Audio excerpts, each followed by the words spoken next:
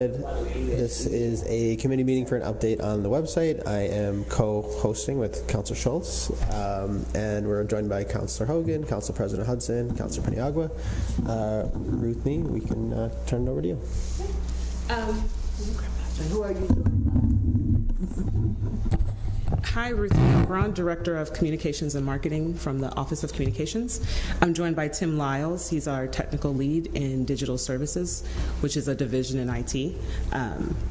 Technical lead is a really fancy word for it. He's number 2 on all things city website. So I'm excited that we get a chance to kind of give you an update of all of the things that we've been doing. Though this was a huge investment, I have to say, our vendors, our partners, and cities across the country are all still amazed at how much we were able to do with the investment that we made. It still is significantly less than what most cities are being quoted at to do their websites. So this is just an update, letting you know on the first page, this is an update from the Office of Comms, Digital Services, and Information Technology. This definitely is a team effort. There's no one person that could have done the website. We're just going to touch on who's engaged in the SEER.gov. We're just going to touch on who's engaged in the SEER.gov team, some of the work that's gone into the new site, what's there now, what's in development, what's coming next, and then just where people can get help internally and externally, just making sure that you guys have line of sight into our internal processes and how we're managing that. And then we'll open it up to questions. So if you want to flip to page 3, just project overview, just giving you a quick reminder of what we did. We audited 6,000 web pages from SEERgov.net. We migrated about 3,000 of those. Remember back in 2019, all we had was the 105 to be able to do this project. And we were quoted about 300. So we had to break the project up into what we could afford, what we would try to do in-house, and what we would be creative about. And we also wrote a lot of new content. The city rewrote about 740 pages as of launch in September, and our contractors assisted in writing another 165 pages for some of our critical departments that just didn't have capacity. The boxes on the right are just kind of giving you an idea of yes, we installed a new content management system. The partner was Granicus. The platform is called Open Cities. They're good at working with cities. That's what they do. They help cities simplify their content, get it online, and start to think of a model where you're making it easier for the resident to kind of click through things and make things digital. We redesigned SEERgov.net. It is now SYR.gov, so we've joined other cities in managing the reputation, making sure people know it's secure. We've migrated content. In the middle, you can see what's actively going on right now. We're writing and publishing new content all the time. We're sourcing visuals. We're actively managing and converting content. So if something was on a page and someone slapped a PDF link up there and said, hey, I'm done, I did it. That might have been the standard in the year 2000, but now, when you go to Amazon, there's no PDF link of what you have to buy. There's a cart, there's a transactional experience that gets you through that. So we're actively working with departments to manage those kind of conversions. At the bottom again, we are setting and managing user level security and access. So we have several content editors. We have a couple of consultants. And we also have our technical team on the back end of the site. We have to make sure we set up user-level security for every single page, every single department, and then we can expand it and bring in folks like our TNT folks, our Neighborhood Watch folks, so that they could manage their calendars, and we want to set their user-level access too. So this kind of makes sure that everyone is in their lane and can only access what they are authorized to access. All of the content editors, all of their department heads have written and signed content authorization forms for them. So there is no city employee that's jumping on and can get on the website unless they've been trained, unless their department has authorized them to, and unless they understand, how to use the platform.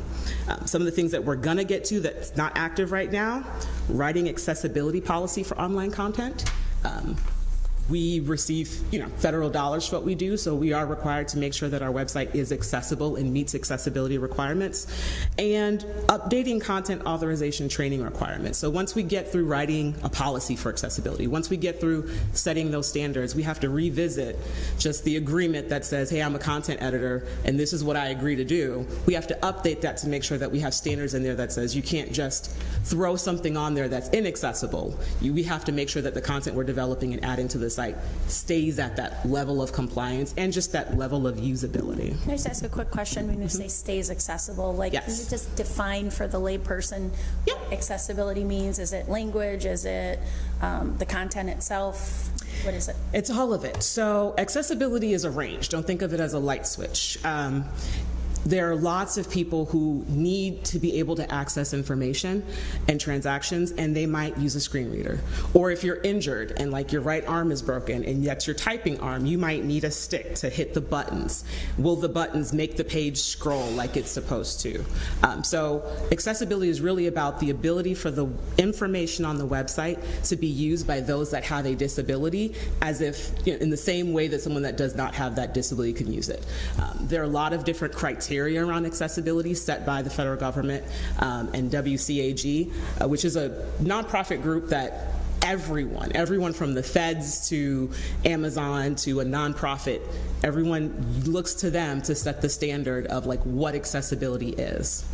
You want to make sure that your content meets these different levels of requirements. They're all different types of tips, but some simple things like, is there live text on the screen? So if I scan this page and I upload it to the website and someone's using a screen reader, when we scan something in a copy machine, we're scanning an image. So now this is no longer text, so a screen reader can't read that.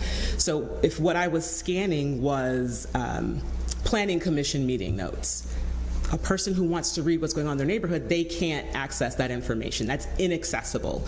So we're discriminating against those that have visibility disabilities. So our platform forces us to make sure that we're doing live text when we're converting PDFs. And as much as possible, our boards and commissions are working on taking the text and dropping it into a page so that what you're clicking can be read or the information is just right there on the screen online. And when you think about translating, when you use the translation tool on any website, including ours, the text has to be live for you to translate it. So if it's, you know, text in a PDF, what good is the page if once you click the PDF, it opens up, you can't read it?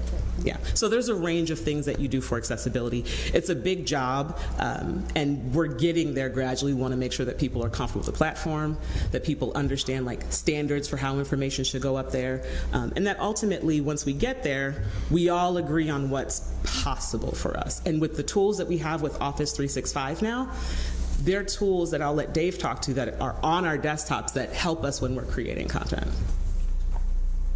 Does that answer your question? Yes, it does. Okay. Beyond, thank you.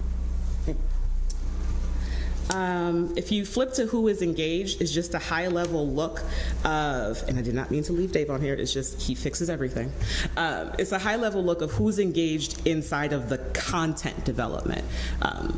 IT supports the city in cybersecurity and in all of like the back end structure, the infrastructure of what we're doing. But when we're talking about the content on the pages, we've got your content editors on the right. Some of them have stars that kind of designates people who are managing content for more than one department. Digital services, go ahead. I was gonna say digital services is working really hard to make sure that I hold the line on this. Because for instance, if we think of our digital property like an apartment building, right?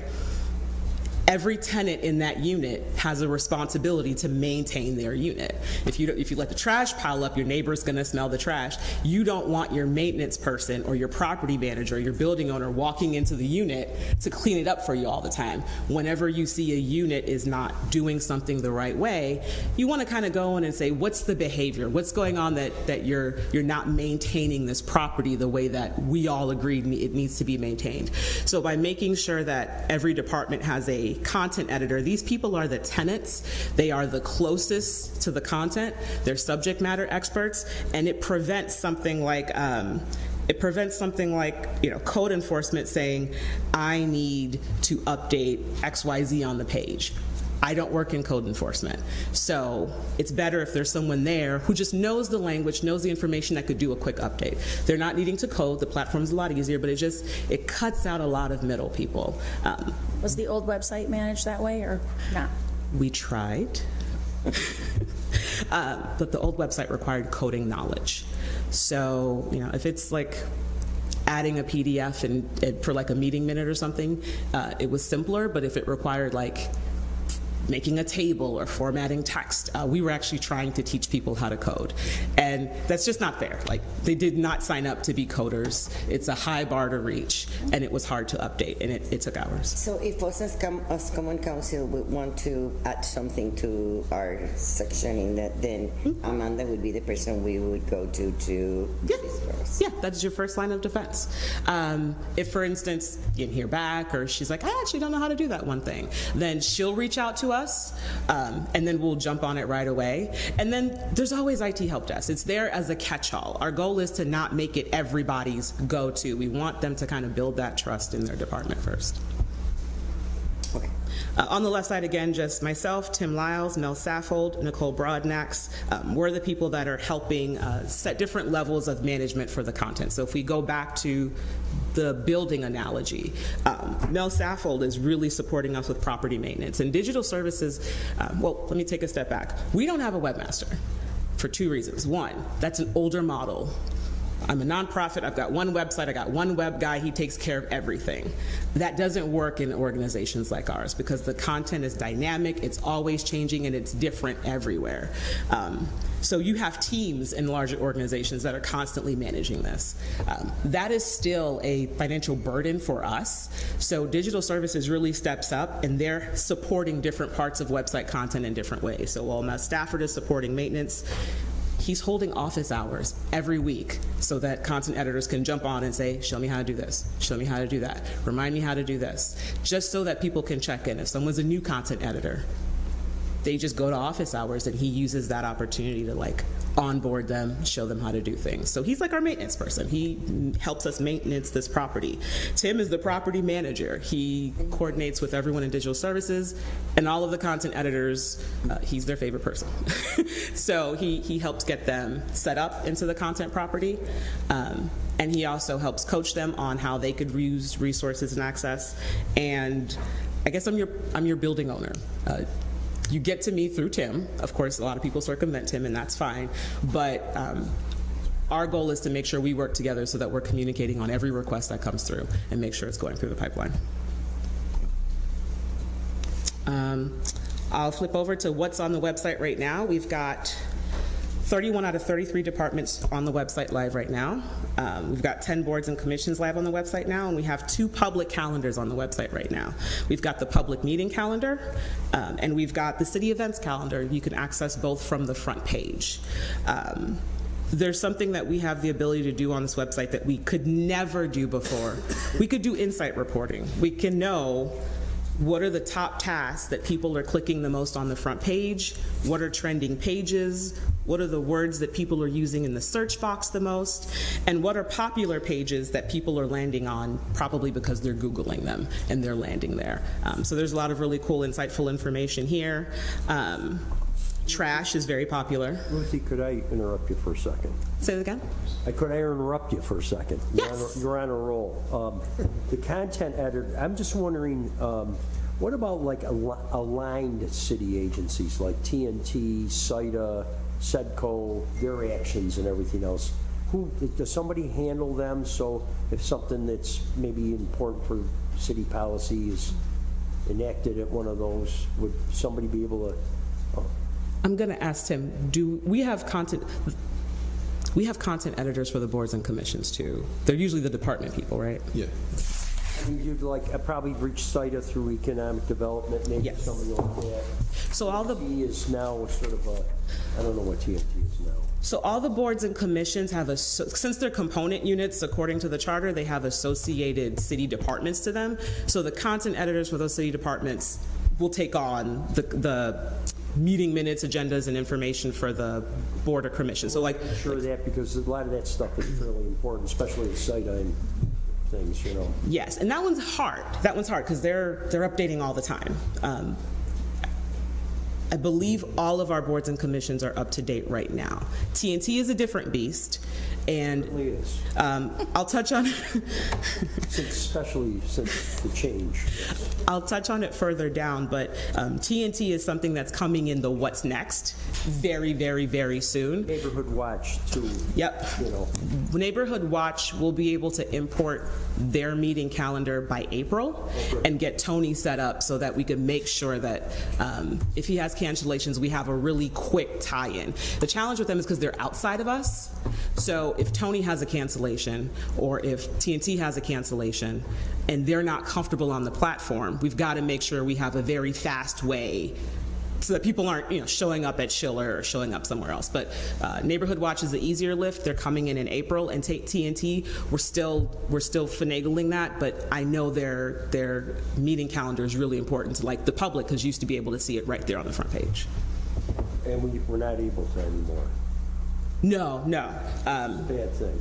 And I agree with that too. I understand It that. was so simple before. It was one little box, and you could literally scroll down all the way to December, from January to December, and see every possible meeting. So they put their meetings in Google Calendar. So all we did was take a picture of their Google Calendar and put it in our website. We will find ways to get that in our website in the short term until we can import a system for all of their meetings. So if you think of it as a window, they had their own house, they weren't in our building, they had their meetings in there, and we kind of just took a window shot of their meetings and put it on our front page. It's a priority. I'm looking into ways that we can kind of do like a screen capture or something like that into our front page in the short term until I can get them into our calendar process. Because Google's easy and it's accessible to them as nonprofits, so all of their meetings are already in Google. So it's a technical problem and a administrative problem at the same time? Both, yes, because they're outside of the organization, so we have to set them up on our back end and make sure it's safe. And it's technical because we're using different platforms now. We were using Google Calendar before, but now we're using the proprietary calendar. Public doesn't discern that. They discern Exactly. Right. City. Yeah. So no, it's something that we are actively working on, and again, that's the challenge. It's both the technical, administrative. You know what I'm talking about. Yeah. No, I get it. So that's great. That's great. Okay. But is there any other option than this view? When you say view upcoming meetings, you just have these little snippets of what there is. So you literally have to click into them to see them. Before that, scrolling, just list. Will you scroll down on that page? Mm-hmm. So all of those drop downs, those are the upcoming meetings by drop down cells. I hate that. Right, but this is the March like the calendar. There's no calendar. April. It's not even populated on it. But then this goes into April. I mean, I guess. So if you click one of those, it'll give you the details of the little box that you saw in there. And these are interface questions, and we could definitely keep testing newer interfaces to see how they're working. Like simple, like super Old calendar simple. that Counselor Yes. Schultz, that was, I mean, I even checked it all the time. All the To see time. what was going on, you know? You'd even see the farmer's market on there. I'm That like, oh, calendar is tough because you really seek these tough. the old one, you mean, or this current one? Yeah. So yeah, no, we'll keep testing new interfaces to find ways to make it easier to look at, especially since we know people are coming from a change on the old website to the new website. I mean, the tragic thing is, like, we had a meeting, a TNT meeting on the west side the other night for a huge project, and we had 3 citizens there. The administrative staff there and city officials and the developers and everybody else outnumbered them maybe 10 to 1. It was ridiculous. So that's the type of stuff that we really need to work on. Okay. I'm not blaming you. No, And that's good information. I'm guessing that, like you said, the Google Calendar, being able to bring them in and just merge everybody. That's an extraordinary technical issue. Okay, so versus just a human going back to that old little cute scrolling thing, just to be able to list it, is that even possible, or you wouldn't want to ever do that? What do you mean by list it? The old syrgov.net on the main Their page. Google Calendar. Well, let me find it. I'm familiar with it. So the window that you used to see on the old On the main Syrgov.net, page. that is a Google Calendar, yes. Okay. Yeah. So, but we can't do that anymore, though, is what you're saying? We can keep testing ways to bring that in. Okay. Yeah. Yeah, this little cutie. Yep, that's a Google Calendar, Okay, yes. got Yeah. it. I thought the new one was the Google Calendar, sorry. That's easy. okay. That was very easy too. That's good to know. All right, I'll keep moving forward. For the less proficient. What's in development was a big question. What are we still working on right now? Roofing. Yes. Yes. Oh, there you go. This one down to him. Get to go, yeah. Sharing is caring. Yeah. Sorry. So there's a lot in development. I tried to pack in just the high-level stuff. Content development, I already talked about department additions, public calendars we've already talked about, and archiving and retiring. So content development right now, when you look at the top of the website, you see 3 top-level navigations: business, living, and government. On the old website, you see 5. You used to see visitors, living, actually you see 4. Visitors, living, business, and government. There's supposed to be 5 in total. So we are still working on living and visitors content in the background. What was most important for us was to get to go live. So we took all the department information, got them as ready as we could, and kind of pushed them out there and said, you'll be okay. Business and living content. Living content is currently continuing to be developed by a contractor, just because limited resources. Like, all of our content editors have full-time jobs and they're managing content, same with our team. So it's really helpful to have contractors coming in and supporting us on that, and council authorized that spending as part of the bigger package of ARPA money that added on to what we could do here. So we couldn't do this without council authorizing those dollars. Same thing for visitors content, and both of the contractors working here are MWBE, so I'm really excited. They're both people who know the city, love the city, and have that experience. They're developing the information in the background, and it'll be ready by April. Another department that's coming online by the end of this month is the City Payment Center. It never existed as a department on the old website. People would just go to the top and click the tabs. On the new website, when you go to that first page, there's the Pay Your Bills, which takes you to the same place where you go and you click your tabs. Where is Pay Your Bills? I'm looking for that. Go to SEER.gov, and it's a top task. So the top tasks are those little boxes on the front page. Scroll down. Yep. Oh, I thought it was at the top. No, that's okay. Oh, in the boxes. Yep. So you see the box. Oh, I did use that. It was very, very easy. It's easy. It's if you look back, it's one of the buttons that gets clicked the most, and it just takes people to the same page that they went to before. And it finally has my right address. Well, that's No good offense, to I know. like the picture, Somebody but I else. think if you move those boxes up, the first thing you see on the page, that would be helpful, because I went to look for how do you pay your taxes, and I typed in Crazy. tax. I had to and come it everyone to just- rectify. So there's good news there. Okay. So, like I said, City Payment Center, well, one, our search did not work on the last website. So your default should always be use the search box and type in what you're looking for. We're building out a department page for City Payment Center. There are about 13 different kind of bill types that you can pay right now. But think about it. When you click that link, it takes you to an external website that helps us do payment processing. That information doesn't live in SEER.gov because it's never lived in SEER.gov, because we've never been able to just, it always has kicked someone out. We are developing a payment page for every single payment type, so that when someone types in pay my property taxes, not only does a page show up, the page walks them through how to pay their bills. So this is a City Payment Center presents an interesting challenge because they never existed in our web structure before. And if we kick everybody off our main website to pay their bills, that means when people are searching for that information, it doesn't exist on our site because we keep kicking people off. One of the biggest challenges of this project has been unifying all of our web properties, bringing them back inside the main house so that that information lives on our site. When contractors are doing work for us, we're not allowing them to go build a separate website for a project anymore. If someone comes to SEER.gov because they want to know what's going on with SDC or the downtown revitalization dollars, you should be able to just type it in the search box and it come up and it's all right there. The model we had before was very deconstructed. Every department kind of did their own thing because it worked for them. But the website is public facing, it has to work for the public. So like Councilor Schultz mentioned, when she types in view my bill, nothing comes up because nothing's ever been in SearGov.net before. We're just so used to clicking the little link at the top and leaving the site. So we're building out their pages, their general pages and their service pages, and it'll be published by the end of this month, so that when you're typing view my bill or pay my parking bill or pay my water bill, there's actual content that's on SEER.gov that will come up. So you don't have to rely just on that box in the front. There are other things that are in development. Archiving and retiring SeerGov.net. That's another technical thing. So if you're on Google and you type code enforcement, you'll get the old website and you'll get the new website. The old website's been there for like at least 20 years almost.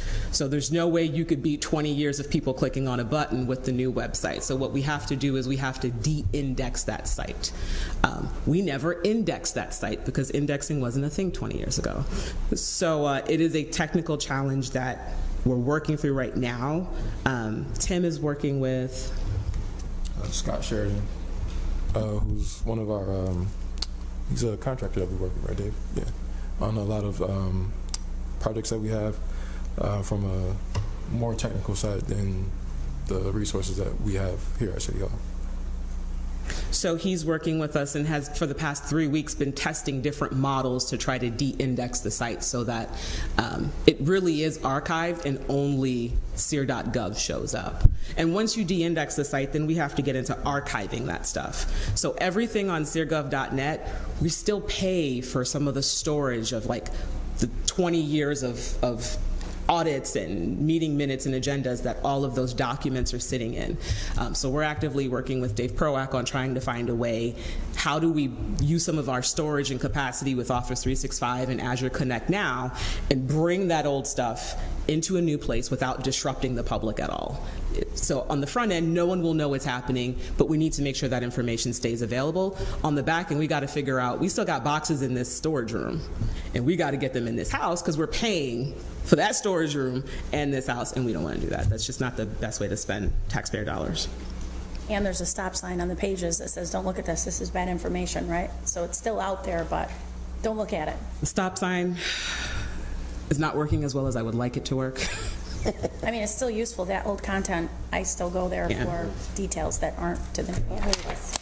The archive version of the site legally has to stay available. It's just where in the back end we're paying for that storage, and do I want it showing up when someone does a Google search? So if you go to the very top of the city website, there's a archive.seer.gov that takes you to the back, that takes you to the older site so you can access it. But we have to make that information available. So we're working on the back end to figure out, like, how do we do that with the resources that we have? There's cost to everything, and how do we do it without disrupting service to the public? Why does it legally have to stay up? That's a really good New York State records and archiving policy question. Okay. But I can send you the policy if you're interested. Dog in it. control. There's lots of information on the old website, but it's bad information because it no longer lives in parks. The phone number is incorrect. So is there a way to just wash that data? Just say, click here, it'll bring you to the SEER.gov. New York State Records and Archive Policy says that as the government, whenever we publish information, that information has to stay available for public records. Even if it's old. Yes. So that's why because data is important. You never delete data. You archive data and you tuck it away so that it's no longer searchable, which is what we're trying to do right now.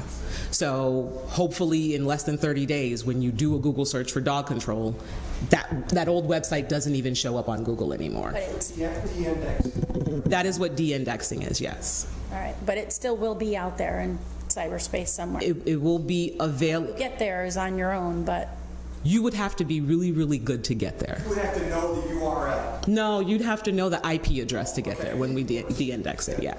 And It's even worse then. yeah.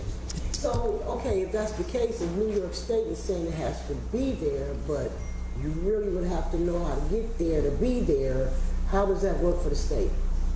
So let's say someone wants to FOIL what was on the page before. If I delete all of that content, then I can't reproduce what was on the page before. So I just need to be able to archive, because the web pages are records, because we've published them. I need to be able to archive all of those web pages from SyrGov.net and tuck them away somewhere so that if they ever need to be recalled for any reason, they can be recalled.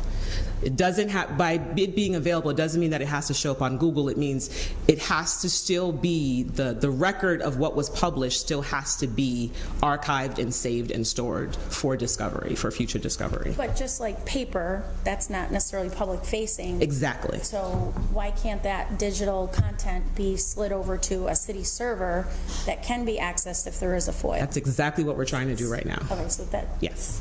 okay, just a matter of. We have to find the place to put it and then take it down from there. So we still have to tell Google, let go of this. Stop crawling this, stop searching it. We've put it somewhere else. Can't just password protect the site that says. That feature is not available on the old Actron system, no.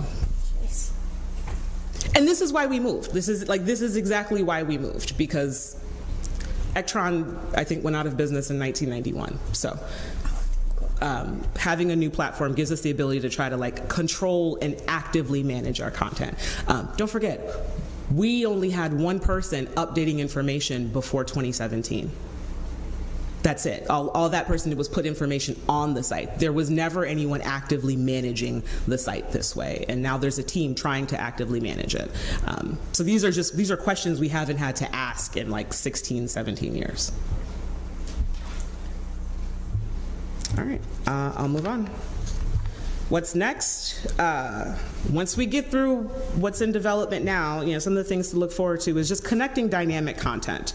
So making sure that images, beautiful images that show our city, show up on the front page. Tabs on the top can be updated, so that the calendar is easier to access. Some of the properties, I believe Tim gave you a sheet of some of the properties that we have to retire and some of the properties that we continue to maintain. We find ways to keep bringing those properties in and manage them and stay on top of them, make sure they're accessible. Importing TNT meetings and making sure that we could manage that content and support them in that content. Even the Public Art Commission, we've had to talk to them about putting a project on pause because they had very specific needs of what they were looking for in a website, and they were getting ready to go out and do their own. And we were like, hold on, let's talk about how we do this together because we have to manage this property together. So dynamic content is great because it shows that all of the other boards, commissions, component units, they're coming into us to say, we have a need, help us figure out how to do the need, and then help us manage it, rather than them kind of buying their own domain on Squarespace, doing it on their own, and then one day someone leaves, and then the rest of us have to figure out how to get the keys into that domain and how to control it and bring it back together.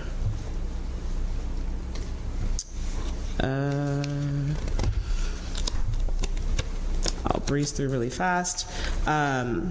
Another thing that's coming up is converting PDFs to service pages. This is a really good example of a service page. This is for a Department of Assessment. Before, they just had a little PDF link and you clicked it and they would tell people, fill out this PDF and mail it to us or bring it to City Hall so we can change your address. Now people could just do this online, and it encourages departments to be thinking about what are the different modes of interaction for your services. Do it online, do it by mail, do it in person, and give people an instruction manual based on the mode of service. So that's way more empathetic to the user. Okay, maybe I want to come in there, maybe I just want to do it here.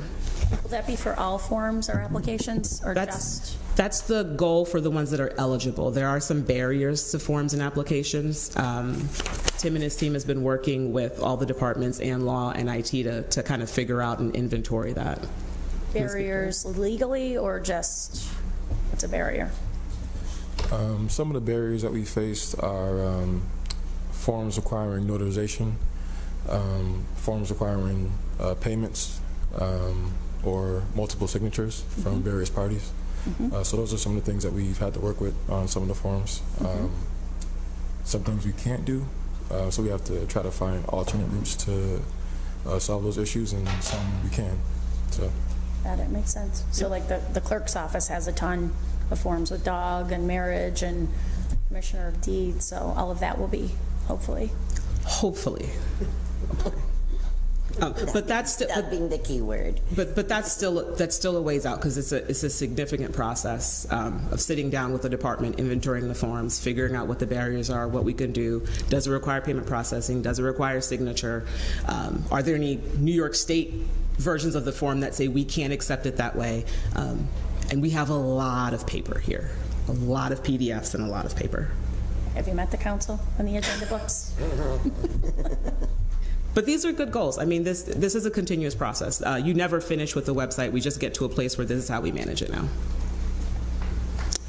What's next? Data and security integrations with Office 365.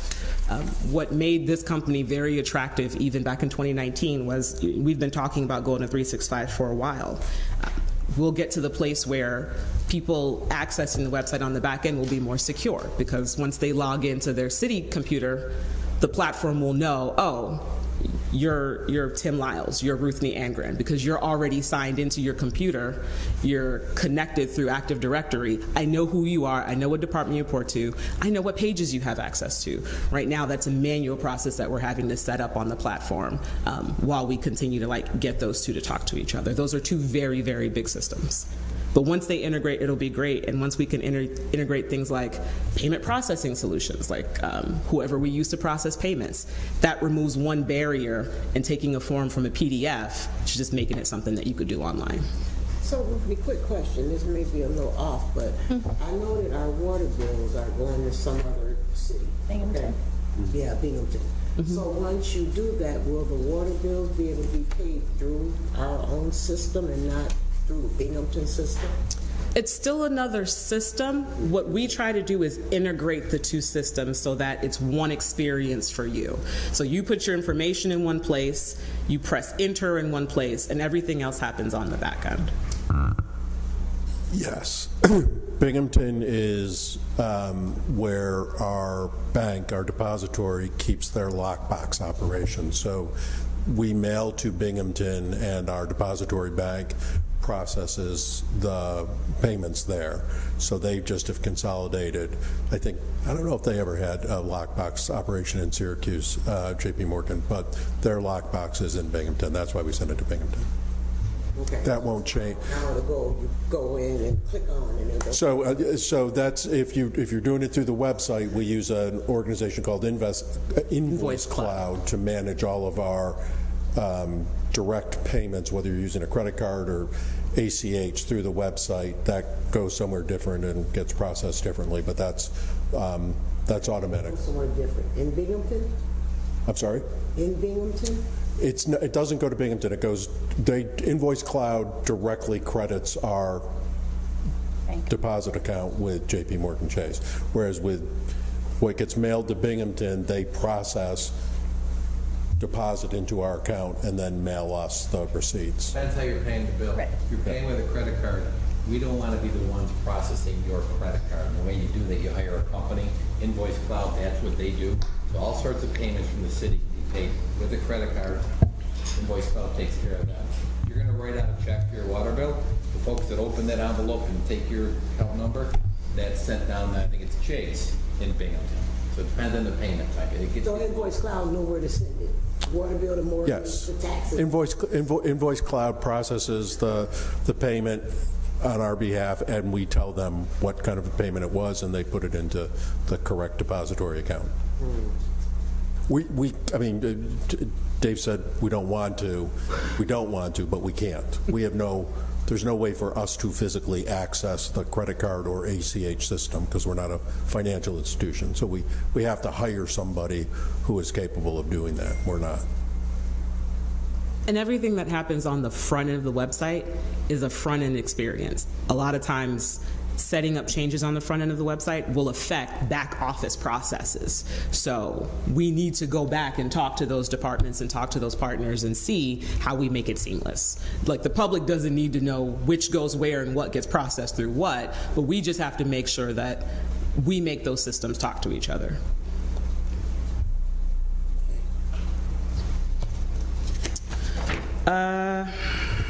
And then the last 3 slides are just letting you know there's just some really good things in store, where people can get help when they're looking for information. I always say the first line of defense should be that search bar. It's nice to have a search bar again. It works on mobile, it works on tablets, it works on the desktop. If the content lives in the site, it will show up in the search bar. And most people are just typing things in the search bar anyway. So, Is there a reason why there's 2 search bars? explain. Like when you do a search, there's the big one and then you get a little one there.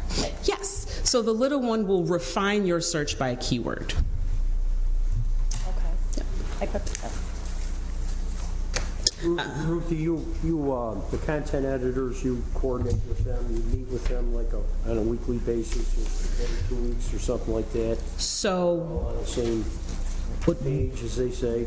what we're trying to do is when I redo the authorization requirements for content editing, right now their agreement says they have to come to a once a year, like in-service training.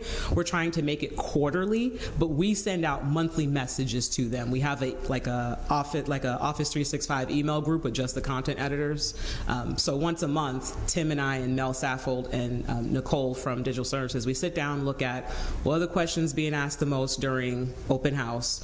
What are the ones that we get in our email from them the most? Where are we seeing the most mistakes on pages while they're self-managing? And then we'll do like an email summary and say, hey, we've noticed you guys have been doing this. We're going to cover this in open house. And I'm trying to be really considerate of the fact that these people are in so many other different departments and I don't have line of sight into like what you're doing day to day. So we try to get that stuff out ahead and keep it super simple so that it's not, I don't want this to be overwhelming. Like I just try to keep being compassionate to the fact that Alicia Kennedy is in codes. Codes is always busy. You know, how do I make it easy for Alicia to like just give her an email and tell her show up on this date? That kind of thing. I'm just thinking, I'm also thinking, maybe Greg, the policy, I mean, obviously the city is a policy would want to like emphasize certain things like the Parks Department in the summertime, things like that. So Yep. there is sort of that, Yep. this is a new thing we're doing, you're emphasizing that, maybe giving some help to one of these content editors. Yeah, and we're also making sure that we work with them regularly about just how they're managing the site. So like when your search box is working, it's working because the content editor in the back end, if you look at this little box, they put all those words in the key terms in the back end of the page. They clicked the right content labels in the back end of the page. So they did all the right things on the back end of the page that we coached them how to do so that it shows up when you're in the search bar. Yeah, I'm just want to make sure that the burden of deciding what's basically important isn't just on you, it's Okay. you go. Yeah, they talk to us too. They let us know. So we could change, right? We could change, I mean, I know that you said Amanda is with the council, okay? So what if we want to add someone else because we decide that as a council, we want to start spitting out a newsletter? You can. Again. So Great idea, President. just send an email to IT Help Desk. I think Tim gets it triaged first and let us know who you want your content editor to be. I've seen that model in other cities. So You want to be on the front page every single day. I think you guys are actually in like the top 5 searches for council meetings. So We're number 1. other ways people used to get help, at the bottom of all the general pages is this cute little feedback button. Was this page helpful? Yes, maybe no. When someone clicks one, automatic drop down, they put in their email and they put in like a comment for us. When they put in a comment, the owner of the page and all of us who are admins, we get an email like the one you see below that says, you have received feedback for name of the page. Was this page helpful? Yes, no, maybe. And then they tell us like what their question was or why it wasn't helpful. In this instance, the person asked, what's the city's flat rate for street parking? This works really well because let's say Leah Whitmer is the content editor for parking, and someone says, I don't know if this really helped me or not. When they send this, Leah gets this automatically. So not only can she update the page because she never thought people were looking for information like that, but she can reply directly to this person and say, hey, I saw that you were looking for this. Here's the link. I made updates based on what you said. So like this really I know with digital stuff it's so hard to feel human, but this makes sure that if someone has a complaint about something or someone has a question about something, there's a human on the other side that gets that. That is such a great point right there, because I know Councilor Schultz and the President and all of us get what happens when somebody is cited. Where does it go? What is the BAA? Nobody knows what that is. And what are the fines that this person gets? We get that all the time, because it seems like, oh yeah, we get them cited, and then there's a BAA calendar that we all get. Now, if that BAA calendar, I don't know if that's on the website Public. or not. Yeah, I don't know. Can it be made public legally? I imagine it can. It's public information that we get it. So the BA is another fun one. They're a really small department, so Leah Whitmer is actually managing that information online herself. We have some positions open there, and I just met a woman who's going to be a paralegal down there. So what happens when we get cited? And like, this is the kind of stuff. Like 131 Carbon Street. What happened? I mean, I sent the codes we know cited it. Councilor Hogan said said it was cited, but we don't know what happened to it. Were they fined or not? So I'll let her know that that's some of the information that you guys are getting calls on that people are looking for. And like the content editors and the department heads especially, they love knowing what people are looking for. So when we sit in leadership every month I'm telling them this is what people are looking for on your pages. They want to get as much information out there as possible. Leah's calendar is a little complex. We started going through it to figure out how she can get it on. She's got 2 different models and proposals from our vendor right now. They went back and thought of a solution just for her and her BAA hearings. I think she's waiting to get some capacity to come on to help her do it, but she said she wants to get the calendars on there. But she's a lawyer, so she talks in legalese, and the public doesn't understand a lot of the stuff that is put on the BAA calendar. I'm glad you said that. I mean, that's one of the things that we're writing in our accessibility policy, that content needs to be written at the 6th to 8th grade level, because you want to make sure that people get it. What I read at is the 6th or 8th grade level. That's excellent. I love that idea. I think 2nd and 3rd is better. and that is, I think the content editors did a really good job at it. When we were, at one point, we went off-site, and every department, by faith or by force, let us take their employees off-site. And we spent, I think, I don't know, how many sessions did we do? I think 3 or 4. We did like 3 or 4 sessions at the downtown public library. They were great hosts, and we just kept revising content and kept rewriting content. And some of the funniest stories I've heard is when they take the content back to their departments to sign off on, their departments are like, oh, well, it's called a municipal this, that. And they're like, no, Ruthnie and Tim said we got to keep it plain. And our consultants were really good at giving us tools like Hemingway app, which is a free app. They're testing every bit of content in a online page that tells them the reading level before they post it online. It's not, I don't know if the reading level applies. I know acronyms drive me crazy. We should be spelling those out. These are all great things. Yeah, I mean, these are all things that people just don't, what's that mean? What does CITA mean? What does AMI mean when you talk about housing? All that stuff, so if we could sort of make it like simpler for the public, because we talk in government language. Yep. She And we talks break in it legal down. language. You guys talk in computer language. And not to mention, these acronyms could mean something else for somebody else. Exactly. That's a good, excellent point. ACR. No, it's really good to hear that there's a lot of support for just keeping it plain. I see ITBA, I think batting average instead of Bureau of Beautification. I mean, only kidding. Okay. So where do we share that information? I know the feedback button is one place, but... Feedback button is one place. You could always just email it to us. You could always just email it to IT Help Desk. It'll come to us. Okay. And you have our emails. You can email it to me, too, if you want to. I like IT Help Desk because it makes sure that I don't forget to tell Tim I'm working on something, or he doesn't forget to tell me. And then lastly, I just wanted to show you just the relationship between all of us when it comes up to triaging for support. A lot of content editors used to default to me. Now they don't talk to me anymore. They just talk to Tim. The public, they can always email mayor@syrgov.net. We get tons of emails with like, hey, I like this. Hey, I don't like this. Hey, try this. Internally, all of our departments know to email IT Help Desk. But when it hits IT Help Desk, it gets triaged to the web team. Tim and I meet twice a week. We meet beginning of the week to see all the things we got to do, end of the week to review all the things that got done, all the things that broke, all the things that didn't end up on our list. We figure out what has to be triaged to content editors and what we have to take on ourselves. And a lot of this work is happening at the department level. It only comes back to us when it's like, I don't know how to do it, or I can't do it, or it's not working. So there's a lot of talent at the department level. And it's 2023, so being able to use simple online platforms is almost becoming a part of the job now, you know? Hopefully.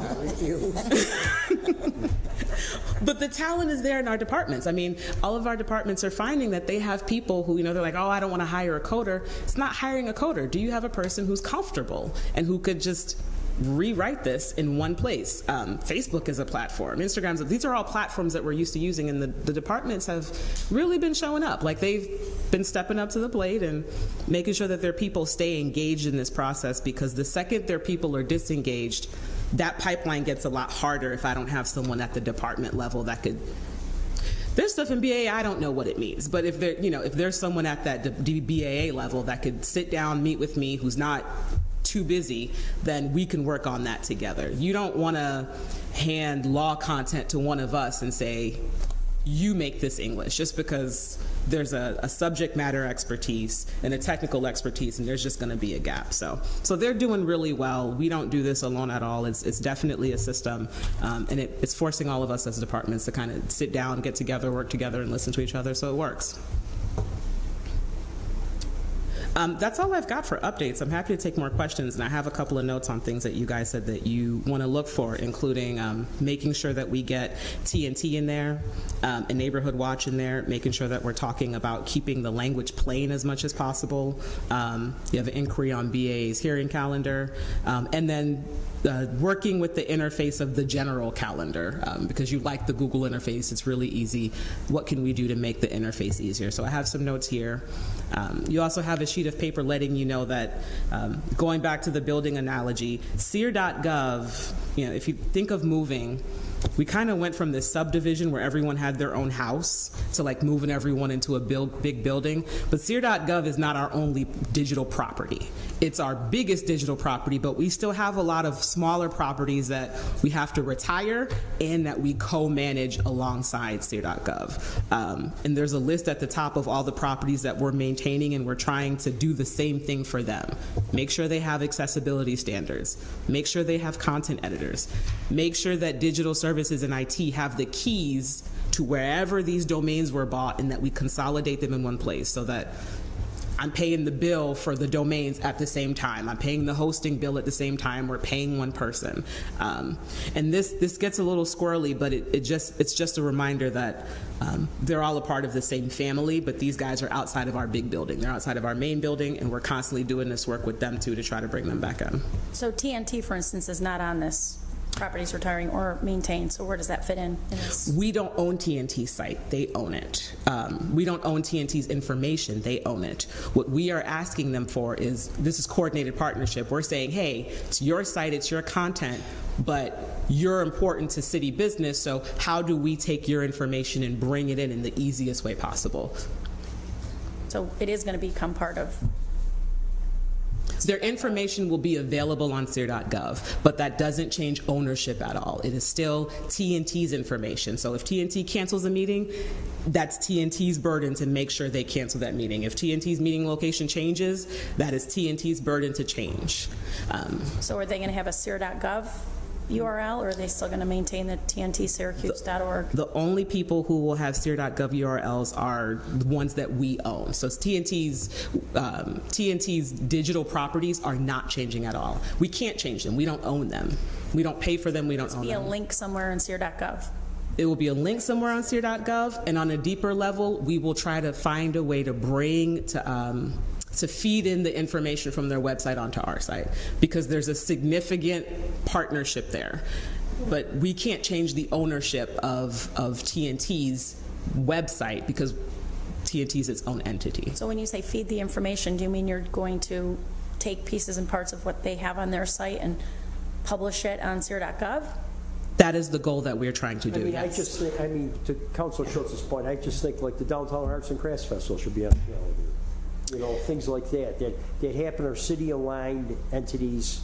If they want to get on, it should be in the front of us. Permanent events are coming, yes. Yeah, because, I mean, anything that happens in the city is either might not be responsible for it, but certainly if something goes wrong, we'll be blamed for it. So, Correct. You know, so it's part of us. So the reason it's challenging is because, Well, I know it's challenging. Yes. But I mean, I think we should all agree that maybe any public events should be on a calendar, especially if they happen in downtown Syracuse. we're working on ways to get public events into our calendar. That requires us stepping into the permitting process for those events, which is a whole different beast, but we're working on it. It's happening slowly, and we're just trying to figure out what is the easiest and least burdensome way to get that information in there. Because if the city doesn't own the information, how do we get it on the calendar? I think people, as If part people of the provide it. downtown committee, is I'm going to gonna be able say, to yeah, do that people stuff. should be able to. Can people provide it? They are providing it through the permitting process, and we are looking into ways to get into the permitting process so we can get that information online. We've started. Ruthie, so what if, just for argument's sake, Pat Hogan is doing something on Tip Hill, and he sends it in, yeah, that's what In the old days, it was really he send it into the council. Could we in turn integrate that into our page? Is he doing it in a public space? Probably. But you didn't need a permit It's for an it. example. So if he's doing it in a public space and he's permitted for it, I'm already gonna get the permit request through IPS, which means it's already gonna go in the pipeline to come Let's in. say, okay, argument's sake, It's at the zoo. we've been doing kitchen table talks, Okay. permits for that. No. We want to put the kitchen tables yeah. on our city website. Oh, yes. Common council. Yeah, you're doing it. Yeah, that's fine. Yeah, absolutely. public, you know, obviously public figures, you know, public employees. Yeah. Okay. Councilors. So who do you report that to? Amanda, because she's council, and then she'll put it into the Yes. events Yes, space? absolutely. Okay. Yeah. So as long as we're doing it, that means we have the information. We could put it on there. We're good. All the stuff I got coming on, I could pop it in. I mean, neighborhood meetings, things like that, you know.